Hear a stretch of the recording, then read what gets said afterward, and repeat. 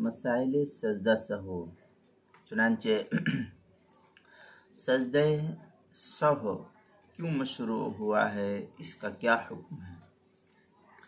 چنانچہ نماز کے درمیان شیطان طرح طرح کے انسان کو اور نمازی کو وساوس اور خیالات اس کے دل میں ڈال کر کے اس کی نماز کو خراب کرنے کی کوشش کرتا رہتا ہے۔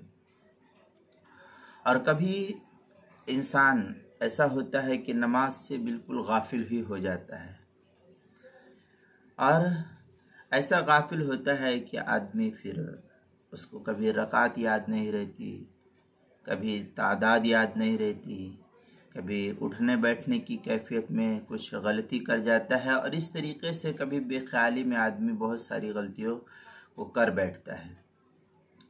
اللہ تعالیٰ نے اس کی تلافی کے لیے اور شیطان کی اس کوشش کو ناکام کرنے کے لیے شریعت کے اندر سجدہ سہو کا حکم دیا ہے۔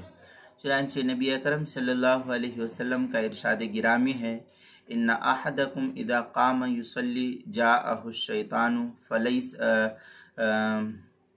فلبس علیہ حتی لا یدری کم صلی فاذا وجد ذلک احدکم فلیسجد سجدتین وہو جالس۔ یہ مسلم شریف حضرت ابو ہریرہ رضی اللہ تعالیٰ عنہ سے روایت ہے، پہلی جلد صفحہ 210، جس کے اندر فرمایا گیا کہ جب تم میں سے کوئی شخص نماز پڑھنے کے لیے کھڑا ہوتا ہے تو شیطان اس کے آس پاس آ کر اس کو کسی نہ کسی شبہ میں ڈالتا رہتا ہے، یہاں تک کہ اسے پتہ نہیں رہتا کہ اس نے کتنی رکعات یعنی کتنی نمازیں پڑھی ہے اور کیا پڑھا ہے۔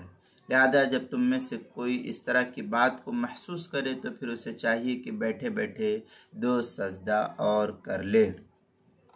یہ تفصیلی بحث جو ہے تھوڑی سی کتاب المسائل کی پہلی جلد صفحہ 327 پر نقل کی گئی ہے، وہاں دیکھ سکتے ہیں۔